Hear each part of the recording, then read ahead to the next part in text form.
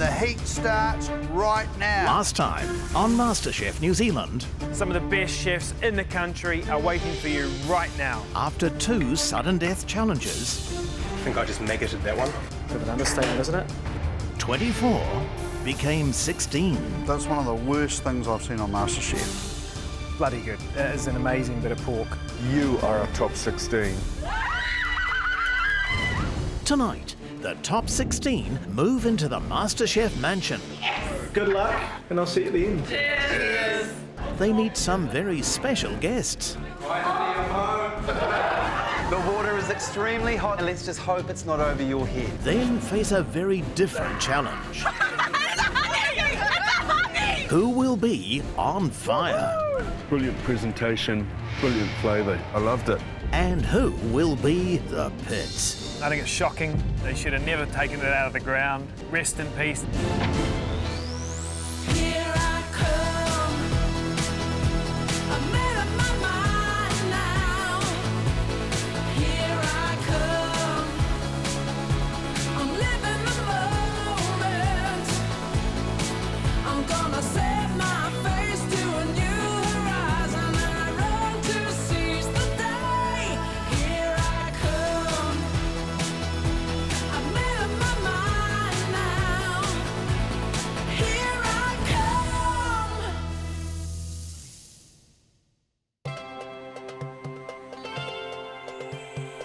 I'm Sushil, I'm from Wellington, and I'm really excited.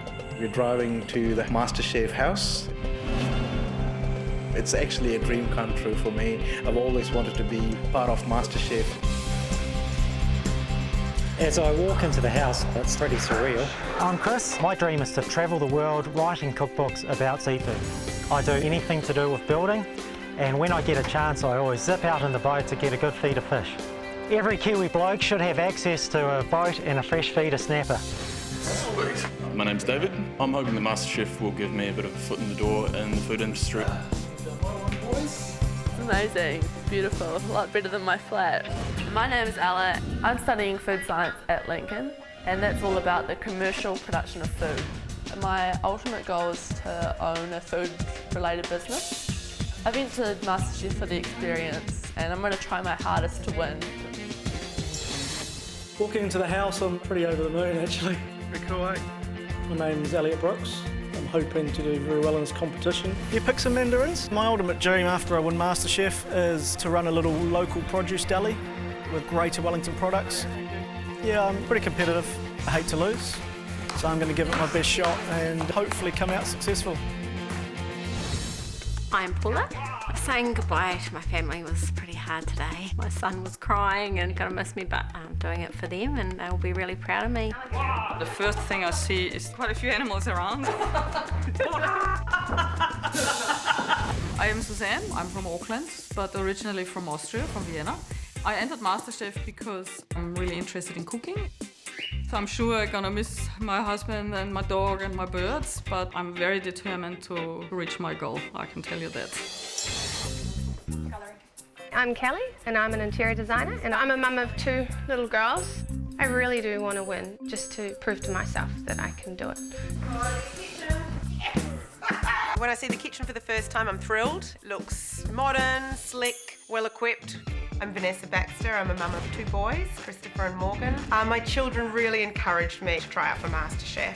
Want some cafe lime? Yes, please. They both love to cook. They love to get in and help. Nothing's too difficult as far as they're concerned. If I struggle on MasterChef, what's going to happen is I'll have to call my kids. I'm feeling thrilled. It's this great opportunity. I'm Corinna. My dream is to open a community kitchen where people can come together and share food and get to know each other.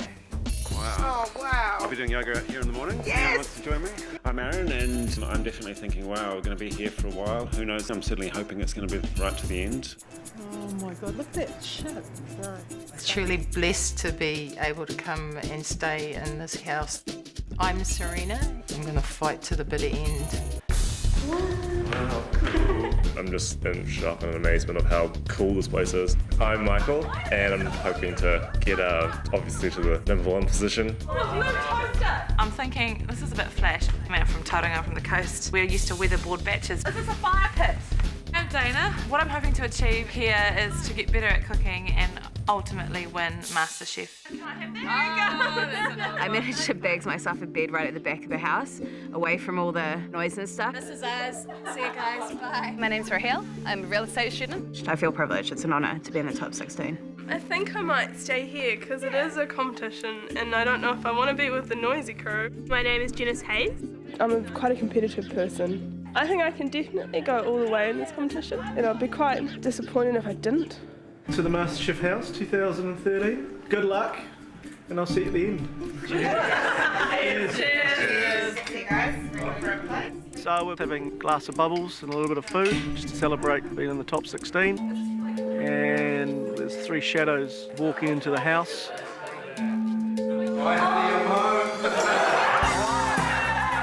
Brett, Nadia and Chelsea come in. We heard there was a party.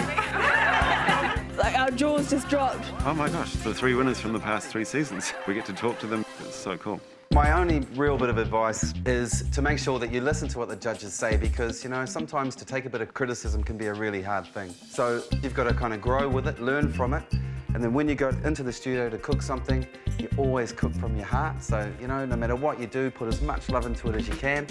It kind of made it a little bit more real. It kind of connected something. I think the most important thing is to really enjoy yourself because it will get quite stressful. So make sure when you come back at the end of the day after challenge, chill out, you know, pour yourself a glass of wine, catch up with each other around the table, laugh lots and learn lots from each other. The heat is definitely on, as you know, but you've still got a pretty long journey ahead of you. So, you know, have fun tonight, enjoy in moderation, but I would recommend you get a pretty good night's sleep because, you guessed it, tomorrow brings a new challenge. Tomorrow you are off to the geothermal wonderland of Rotorua. You'll meet the judges there, okay? You'll be staying at the most beautiful resort, Waiora. Okay? The water is extremely hot down there. Let's just hope it's not over your head. And on that elusive note, I'm going to say cheers. Cheers.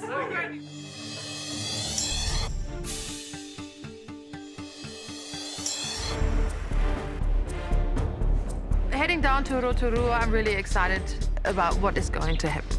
I'm thinking, what are we going to be doing there? We get given a basket full of some ingredients. What is this? It has all these kind of Maori roots in it, like piku piku, and there's sawdust and, you know, horepeta and stuff. And a little letter. Hold on. Hangi 101. I was very excited because at least I know how to do that. It wasn't something crazy like, I don't know, cooking tripe or something. I never tasted hangi. I've certainly never done a hangi before. Elliot, can you do like make good fires? I was a Girl Guide, not a Boy Scout. I was a bit gobsmacked actually. This is way out of everyone's comfort zone. We arrive in Rotorua and we pull up to the wharf. We actually realised that we're going over to Maui Island. Oh, yay. Tension was definitely building. The nerves of the first big challenge was starting to show. Stepping onto Makoia, I was really stressed about the challenge. We kind of knew that we were going to do hangi. I was just looking forward to whatever the challenge had to throw at us. We get the traditional welcome to the island, which is very cool. It was a really amazing experience and it felt as though the day was going to be really traditional. I had the honour of being the leader. Yeah, I've never been in that situation before. I've seen Richie McCaw do it and so I felt a little bit special, eh? Got a little bit teary-eyed, you know, the cultural, spiritual stuff. It really sort of gets us into the zone and prepares us for whatever's coming. Hello everyone and welcome to Makoia Island. This is a sacred place for local iwi. It's home to the story of Hinimoa and Tutanekai, in which Hinimoa swam across the lake at night to be with her lover, guided by the sound of his flute. Nowadays, it's a conservation sanctuary, but in the past, bloody wars have been fought over this island. Another battle is to be waged here today. There are 16 of you standing here and only 15 spots in the next round. Don't let Makoia Island be the scene of your defeat. The island is abundant with indigenous produce, not the sort of ingredients that would be on your everyday shopping list. Nobody knows them better than our multi-award-winning guest chef, Rex Morgan. Welcome, Rex. G'day, Rex. I'm Rex Morgan. I've worked at some of the top restaurants in New Zealand and around the world, including Bukoshi Bistro here. I grew up on a marae, so I've been brought up around food. I guess I'm known for layering flavours. I'm one of the best at influencing food with a Maori ingredient or an indigenous touch. To me, a great dish has to come over time, I think. I don't think a great dish is created on the spot like that. And sometimes a little tear on the plate helps as well. Rex, you've spent a bit of time on this island as a young fella. What do you know about it? Yeah, well, I'm a descendant of Rotorua, which is the local iwi. Yeah, I spent a bit of time here learning the taiaha, which is the Maori spear. So, yes, I know the island pretty well. Right, contestants, here's how it's going to go down. Over there is a pantry full of produce. Local pork, chicken, lamb, moi moi potatoes and native herbs. So has anyone made a hangi before? Don't look so worried. People have been cooking this way for hundreds of years. Everything's going to be kapai. You'll be divided into 4 teams of 4. Each team will prepare a dish that best shows off these amazing local products and indigenous ingredients. You'll be cooking these dishes for ourselves and our guest judge Rex. So you'd better do the ingredients justice. Each one of us will look after one team. We will also be looking on. We'll be judging the best and worst performance. And then all 4 of us will judge the dishes. The bottom team's bottom performer will find their MasterChef dreams well and truly buried. So let's sort out our teams and start the battle. Step forward, David, Serena, Paula, Vanessa. You are the blue team. Aaron, Janice, Karina, Raheel. You are the yellow team. Next, Elliot, Michael, Dana, Kelly. You are the green team. Which means Chris, Sushil, Suzanne, and Ella. You are the red team. Each team now has 4.5 hours to prepare a hangi meal. And we don't just want steamed pork and puha. We want a gourmet hangi, a perfect fusion of contemporary and traditional cuisine. This is slow cooking Kiwi style, and your time starts now. Everyone is just straight into it. Ra said, I'm gonna dig the hole, so she's in there. Aaron's like, I'm real good at making fires. We're like, you're on fire. Karina and I just start putting out meats, spuds, and it's just crazy. I'm quietly confident because Dana's on our team and she's done hangis before. I have made a hangi before, but I've usually been just watching the uncles do it. So when I say made, I just say observed, really. Who knows? I could be real crap and therefore shame all Māori. Sorry. I'm a little bit worried at the moment because the fire's not going as much as we expected. The timber's a little bit wet. It's very challenging. I can see everyone's having a hard time with the fire. We're getting there. We're getting our wood quite dry and it's getting quite warm now, so it's going to start catching very, very soon. Oh, there you go. Good. He started all over, David, all around. I've never eaten a hangi before. I had absolutely no idea how it was done. I started feeling like a pretty Kiwi. It was the first time that I actually got quite nervous. Any suggestions? Keep blowing, brother. It was really good to be able to help the team out because of the experiences that I've had doing hangis and umus back in Tonga. So Rex, you've done this a few times before. What do you think so far? How do you think the guys it's are good. doing? There's a lot of energy and they're working as teams and I mean there's some fires that are better than others. Yeah. There's great flame coming from the yellow team. I'm a bit worried about the green team's fire. There's no air circulating through the fire. What you want some good air.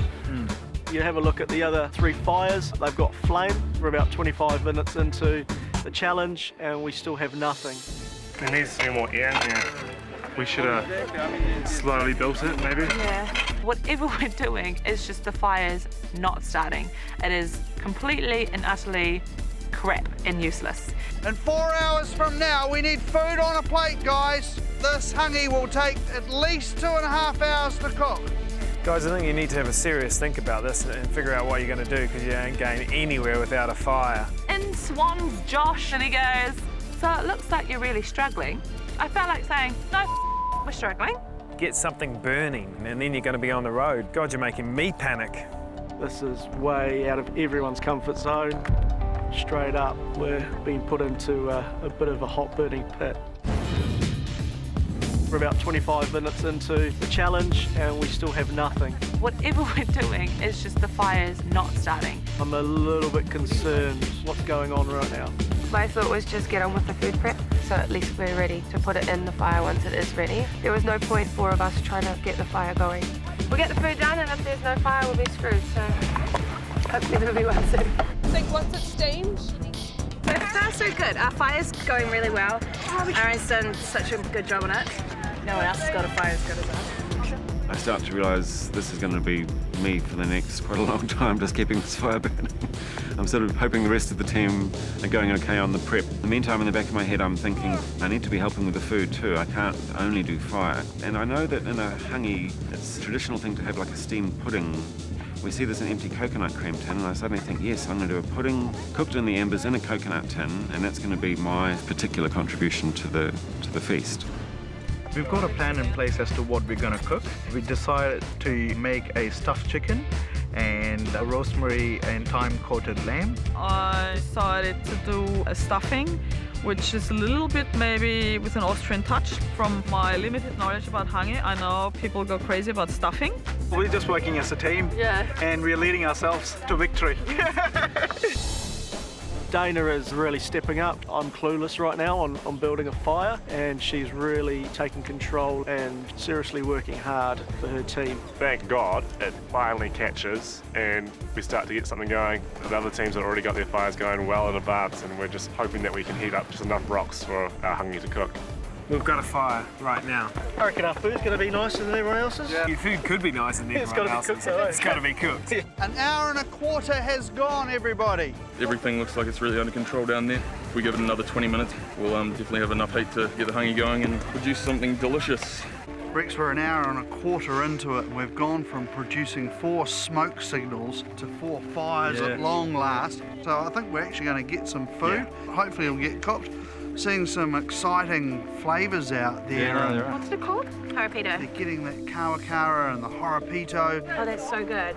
Oh, there's some cool flavours, and someone over there putting like butter, lemon under the chicken skin. That's what we want to see, isn't it? We want to see them take the ordinary into the extraordinary in a classic Kiwi way of cooking in a hangi. We're going to make a ginger steamed pudding for dessert. I had to use the things that were available. We didn't have any baking powder. The flour wasn't self-raising flour, so, you know, it was a bit of a risk. That's yum. More ginger? That is yum. No, that's yum. Oh, it's divine. Oh, hey, yeah. Hey everybody, I'm really worried for all of you. This food, we are going to taste at 3:30. It doesn't come out of the ground at 3:30. You've got to plate it up. So start moving, guys. Get us some food in the hole. The most important thing is the processes of getting it in there. The purpose of this, and food needs to be like super uber diverse. Yep. I decided to take charge of laying the hangi because none of them actually had done it before. Go, guys. Once you go, you got to go, huh? Everyone's shoving the rocks into the hangi to prepare it to cook. Dana is leading from the front. No one gets huge amounts of ash from there. Very, very proud of her. Okay, right. We were 45 minutes behind everyone. We caught up with the fire, and it ended up we were the first team with our hangi covered. Okay, are we ready? Chris starts putting the hot stones into the pit. This challenge is all about speed and strength, so we had to really move fast so that once the stones are in, we can put it in and we can cover it up as soon as we can. Quick, quick, quick, quick. We don't want to lose that steam. You guys need to move faster. Move faster. Make sure it's nice and flat. It's all covered. Just go for it. Go for it. We were the second team to get our hangi in, so we did all right, and we've put lots of flavours into all our dishes and seasoned them well, so the truth will be when the hangi is opened and whether it's cooked or not, because that's what I'm nervous about. You guys might want to move a bit faster. You're losing a lot of heat, guys. It feels weird to put fresh food into dirt, so for me it was just such a foreign concept. Also the pressure of chefs who are standing around saying, hurry up, you know, you're letting the steam disappear and you're losing all your heat and we're panicking about getting it in. So it was a tense moment.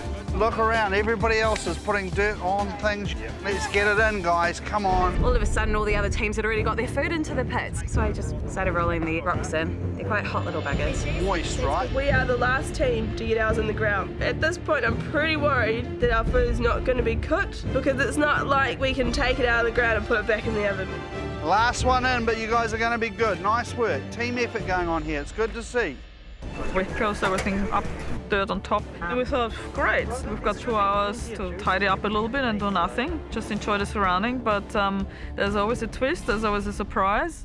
Kia ora. I'd like to offer you some of this. The warrior who laid down the challenge to us walks up with a little flax basket full of live kura, tells us to pick 10 out, put them in our own little flax basket, and that we're going to be cooking those and serving those along with our hangi food.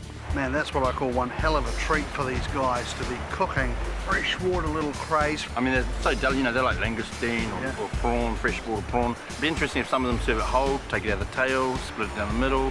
And we look around by the edge of the lake and we see there's some steaming water, and I know I've heard in the past of local people cooking in the hot pools. Would you cook it in the hot water over there? I mean, yeah, I would, because it's quite delicate. I reckon that'll cook it nice and gently.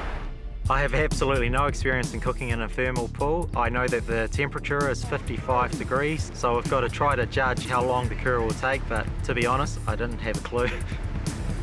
I wasn't 100% happy with the cooking of the kura because the hot pool wasn't as hot as we had anticipated. We left them in there for quite a long time, but once I pulled them out, I saw that they weren't quite cooked. We wrapped them up in tinfoil and chucked them on the embers on our fire. Okay. Wow. I think they came out the best out of all 4 teams. Okay, guys, about 35 minutes left before service time. That means everything up and everything on the plate. Spades at the ready, guys. I'm waiting for our freshwater crayfish to come out of the pond. I said to everybody, come so we can decide how we're going to present everything. That's just an idea. We'd already made the mayo and the salsa, so we were just trying to decide how to plate it up. Yeah, hi there. That's cool. Hey Josh, what about these guys? Bivouacked on Rotorua Island, but look at them. They've baked all sorts of stuff. Puddings, cakes, and this is all as well as everything else.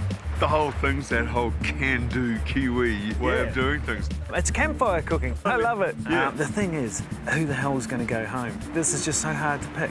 Yeah, I've looked at all of them. They're all doing so well. It might come down to dishes. They should be cooked. What if they're not?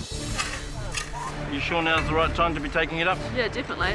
That was probably the most stressful point, just to get the cooked dishes out and plate them within a very short period of time. Awesome. 15 minutes to go, everybody. I mean, people complain about the smell on Rotorua. Yeah. But that Those are smells some good like smell. heaven, doesn't it? You happy with that, Ella? Yeah, looks good. How do you know? All the juices are running clear. The process of getting to the food was painful. Gently scrape it. Any dirt falls on that food, we're not going to be able to eat it. When you've got a clock on you, all you want to do is get the food out of the ground and make sure it looks right. You had no idea as to how it was going to come out at that point. 10 minutes, guys. 10 minutes till showtime. Smells fantastic. Smells good. I grabbed the pudding and took the tinfoil off, and, you know, it was okay. I think under the circumstances, you know, cooking in a hangi, it's not too bad. It wasn't the best steamed pudding I've ever made, but it was the best steamed pudding I've ever made in a hangi. This is the exciting bit. Now we've finally got there and we're sort of digging down through the soil. We all know the faster we can get that out, the more time we'll have plating it up. And the dessert, I pull that out of the tin. Overall, it's looking pretty tasty. I've also made a little syrup to go on top of it, and we drizzle that over the top of the pudding as we serve it on the plate. It smells good. Yeah. As we pull up the hangi, I'm thinking, please be cooked, at least the meat. Yeah, Kelly laid out the entree, how we discussed it together. She went with mine and Mike's suggestion, and it was a beautiful looking dish. 2 minutes to go, everybody. Just 2 minutes left. We probably needed more time for the kura, but I tasted them and I thought that they still were amazing. Just a little bit the best of everything, okay? Yeah. We don't need to plate it all.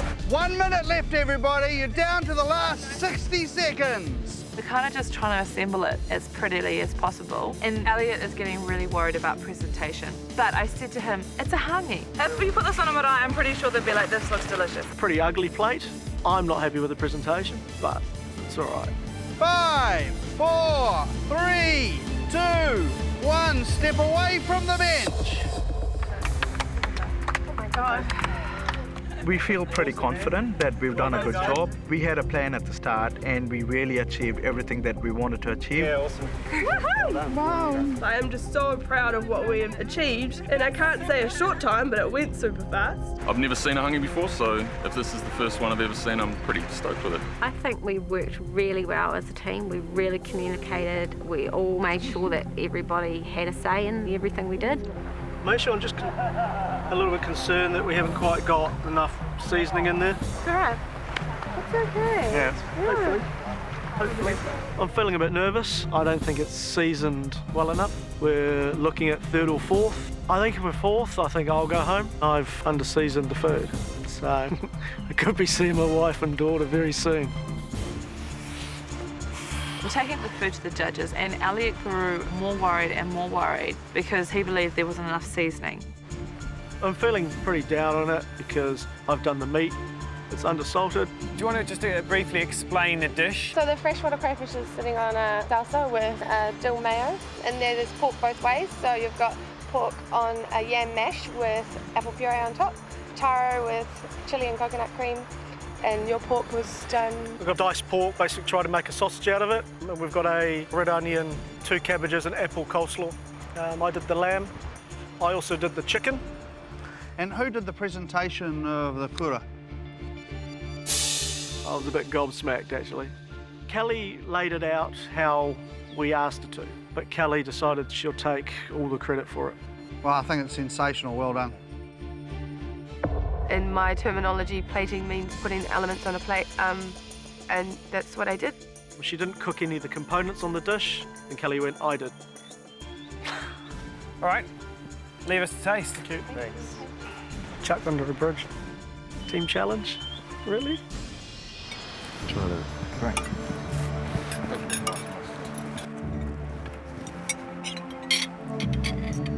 I thought that was pretty good, actually.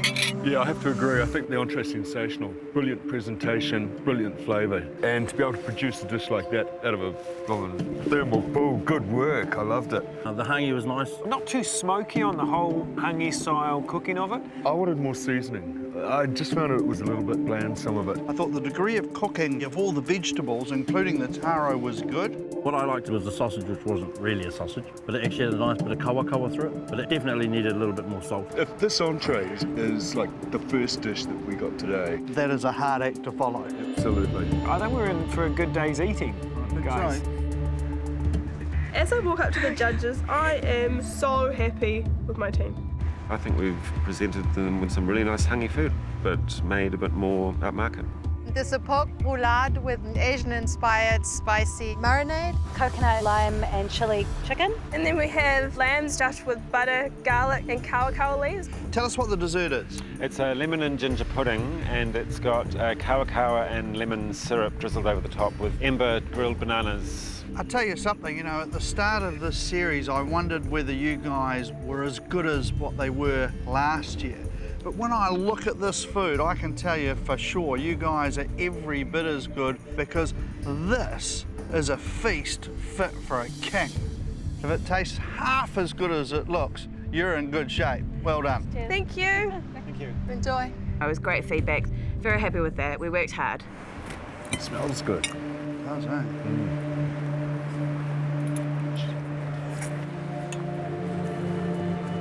Kura, amazing. Sweet, succulent. I think the pork roulade on that's really nice and moist, and the 2 salsas they've got to go with it really enhance that dish.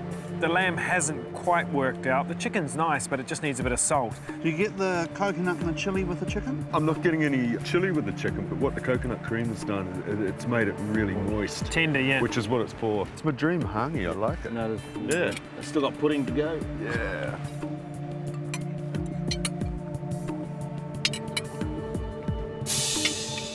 My grandmother would be pretty impressed with that, I think.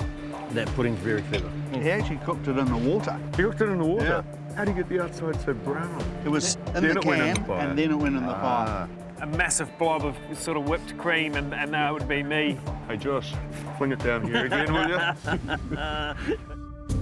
As we walk towards the judges, we feel pretty confident that we've done a good job. I felt that Ray looked like a proud father when we put the plates in front of them, because they did look very, very good. We've got a chicken with some bread stuffing, pork stuffed with apple, fennel and lemon, lamb with lots of garlic and rosemary, some stuffing seasoned with horipito, rolled in silver beet. Over here we have the kura. Yep, and that's with a Thai dressing. Okay, leave us to taste. Here you go, Rex. I've never cooked a hangi before, and now I have, and I'm serving this plate of food up to the judges that I'm happy with. So I'm feeling good. It's a little bit nerve-wracking because even if you feel done pretty good job, judges might judge it very differently. I think it's bloody awful. It's not great, is it? No, it's not good. The kura salad, I mean, there's really nothing of substance in there. Wouldn't you have worked out that those kura were not cooked? They're undercooked, and they had time to sort that out. I've got stringy pork. Oh dear. Oh my God, yeah, I think we've got a little bit of string going on here. Is this the curse of the red apron or what? The silver beet stuffing, honestly, tastes like glue. I'm not happy at all. This is my team. Right, gotta give them more help. Thought I did, they obviously didn't listen. If there's any positive thing out of it, it's a bit of lamb. I had a nice bit of lamb with a bit of garlic and stuff in it. That was about it. I actually think the pork is actually quite nice, although a little under-seasoned. I did hear Chris say, as somebody was about to taste something, don't taste it, we don't have time. And at that moment I thought, uh-oh. I think it's shocking. Rest in peace. They should have never taken it out of the ground.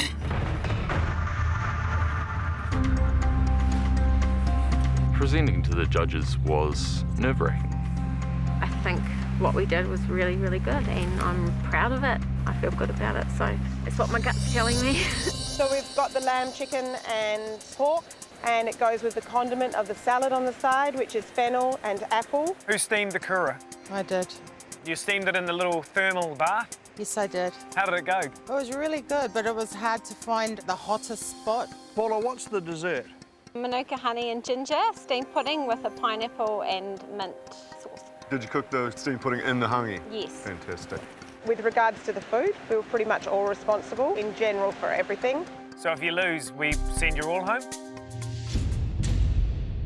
Well, hopefully we That's won't. the way it's got to be. Yeah. If it was us as the losing team, I'd be happy with us all going home. Really? We had all worked together really, really hard, and it felt like the right thing to do. Thank you very much. Enjoy. Thank you. Thank you.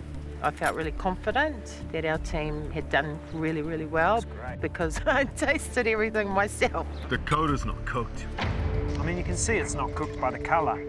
That's a shame because kura is such a delicacy and they didn't really do it justice. We'll try the mayo. Make the hair stand up in all sorts of places. Well, you know what's happened to this? The metal and lemon juice has reacted, and so you've got a mayonnaise that tastes like tin foil. It's a stainless steel mayo. Yeah. Gee, I'm worried for these guys. Kura undercooked, a mayo that's so acidic and metally that it doesn't taste good.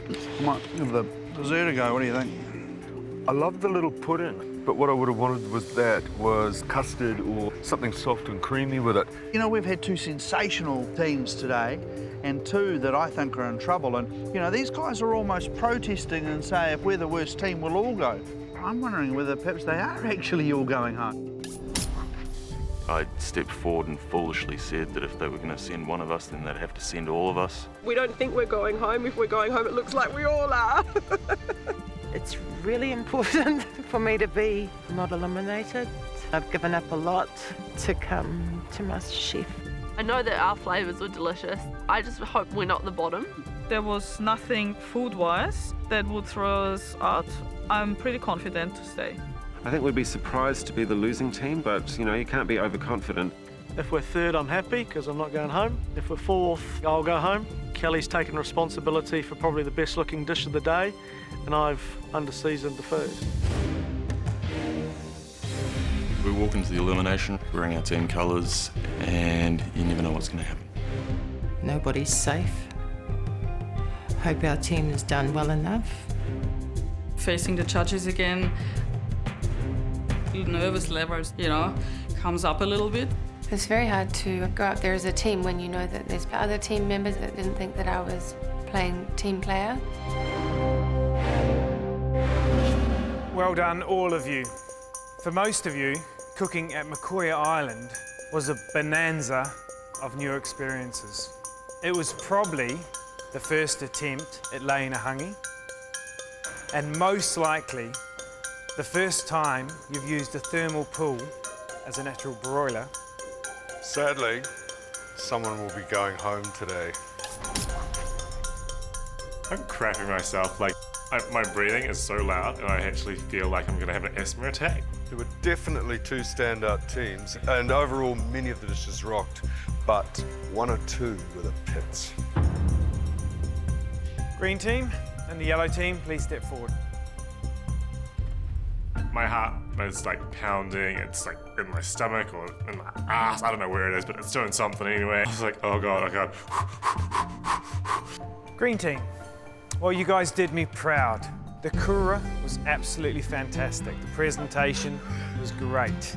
The rest of your hangi was also full of flavour, and overall, a really good effort by you guys.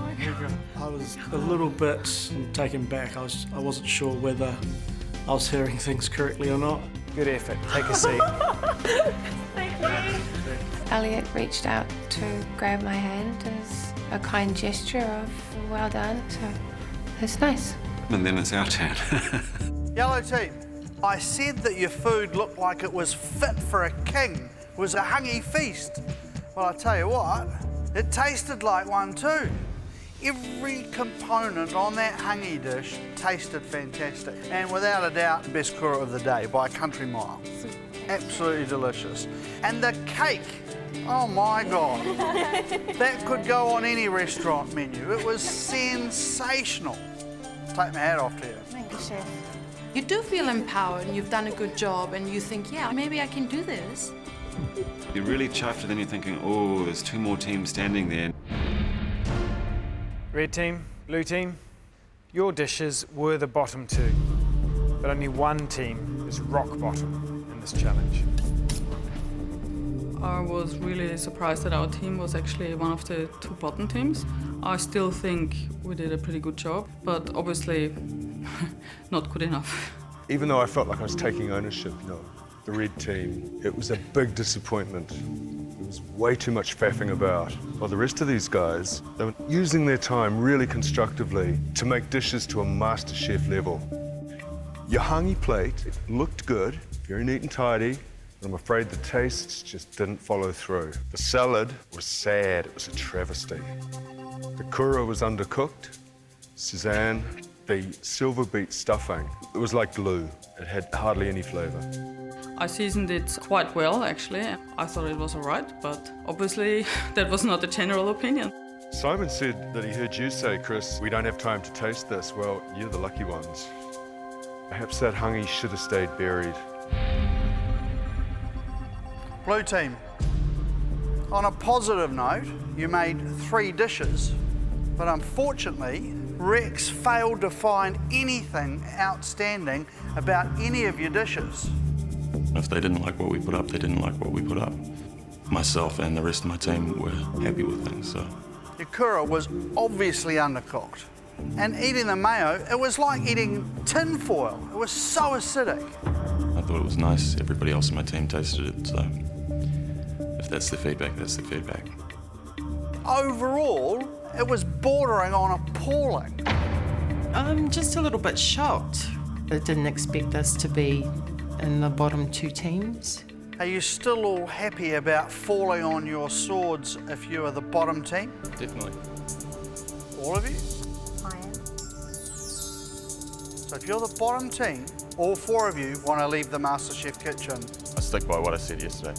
We went in as a team, we'll go out as a team if it's necessary. David, he had spoken for his team. It's kind of like a bully tactic. If you don't follow, then you break that alliance. It's really just didn't say a word. Serena, you're happy with his call that the whole team goes? If that's what you decide. That's what he's decided, not me. You gave up a lot to be here. I know. I've given up my job, a job that I really loved, but it all came to a head today. Blue team, thanks to a steamed pudding, you are all just safe. It's a near miss, guys. Yes, I'm through. I'm here. I'm still here. I'm relieved that we're going through. Just keep on going. Red team, you all had a shocker. Ella, that chicken is probably the best thing on the plate. And Chris, you worked hard. You ran the whole team. You two are safe. You can take a seat with the others. Sushil and I, the bottom two of the bottom team.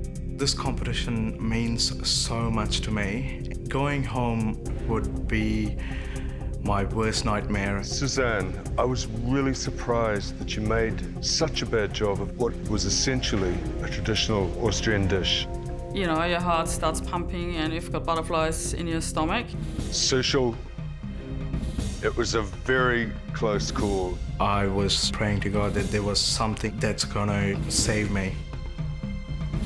You're safe. You're gonna have to work very hard to stay in this competition. Yes, chef. Take a seat. Suzanne, I'm sorry. You know what that means. I wanted to go further, obviously. You can walk out of here with your head held high, but you are going home. Please say your goodbyes. Okay. Bye, guys. My friend got eliminated today. You can just go home just like that. Yeah. Only doing one challenge and then going out is a little bit sad because I didn't have a chance to actually cook down in the kitchen. I'm a bit sad that I can't show what I can do, but that's the game. It definitely doesn't put me off cooking, let's put it that way. Next time, Put some cojones into this. MasterChef goes to Mexico. Your challenge is to create an authentic Mexican dish. But someone won't make it back across the border. One of you will be leaving us today. So will it be muy bueno?